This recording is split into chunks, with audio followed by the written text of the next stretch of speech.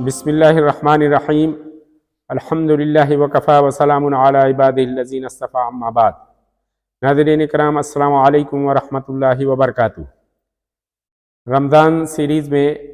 آج زکوٰۃ سے متعلق ایک دوسرے موضوع کے ساتھ میں آپ کی خدمت میں حاضر ہوں۔ آج ہم یہ جاننے کی کوشش کریں گے کہ ہم زکوٰۃ کن لوگوں کو نہیں دے سکتے یا کن لوگوں کو زکوٰۃ نہیں دینی چاہیے۔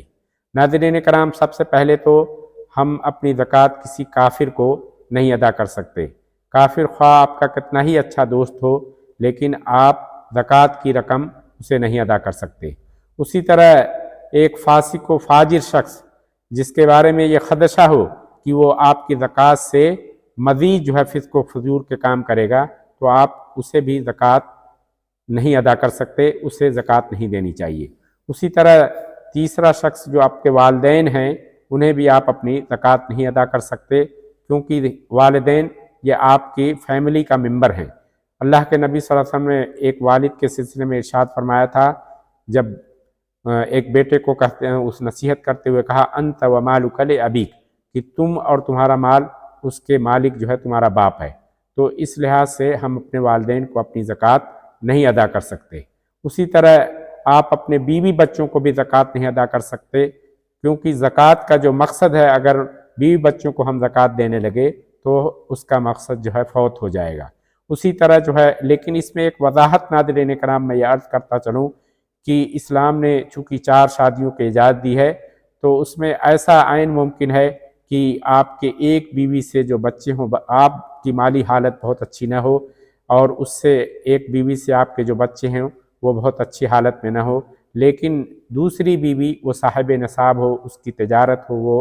وہ صاحب مال ہو، تو عین ممکن ہے کہ ایسی حالت میں اللہ کے نبی صلی اللہ علیہ وسلم نے فرمایا ہے کہ ایسی بیوی جو صاحب نصاب ہو اپنے شوہر کے دوسری بیوی سے جو بچے ہیں اس پر اپنی زکوٰۃ کا مال خرچ کر سکتی ہے۔ اس سلسلے میں ایک روایت ہے،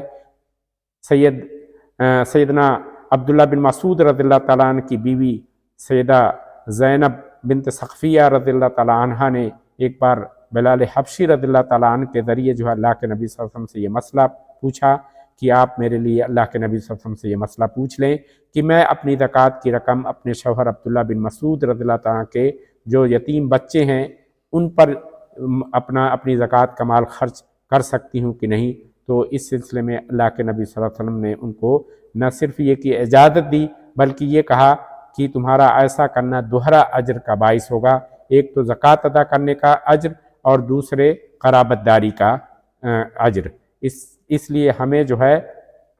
اس صورت میں ایسے جو حالات ہوں، اب اس کا دائرہ اگر وسیع اور کریں گے تو جو ہمارے وہ اقربا جو مالی لحاظ سے کمزور ہیں، تو انہیں ہمیں اپنے زکوٰۃ میں شامل رکھنا چاہیے اور زکوٰۃ انہیں دینا چاہیے، اس پر دوہرا اجر ہے۔ اور 5واں جسے ہم زکوٰۃ نہیں دے سکتے وہ بنی آل ہاشم ہے، کہ جو اللہ کے نبی صلی اللہ علیہ وسلم کی آل میں سے ہیں، اللہ کے نبی صلی اللہ علیہ وسلم کی فیملی میں سے ہیں، جنہیں عام طور سے سید کہا جاتا ہے، ایسے لوگوں کو ہم زکوٰۃ نہیں دے سکتے ہیں۔ آل بنی ہاشم میں اللہ کے نبی صلی اللہ علیہ وسلم، سیدہ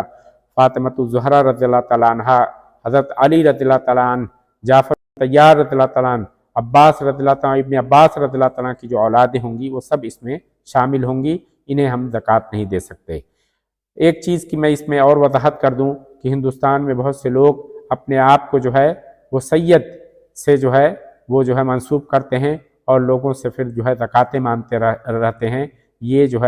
غلط ہے۔ ہمیں نہ صرف یہ کہ جاننا چاہیے اس سلسلے میں، بلکہ ایسے لوگوں کو بتانا چاہیے کہ آل بنی ہاشم کو زکوٰۃ نہیں دی جا سکتی۔ خدا را آپ اس عمل سے بعد آ جائیں۔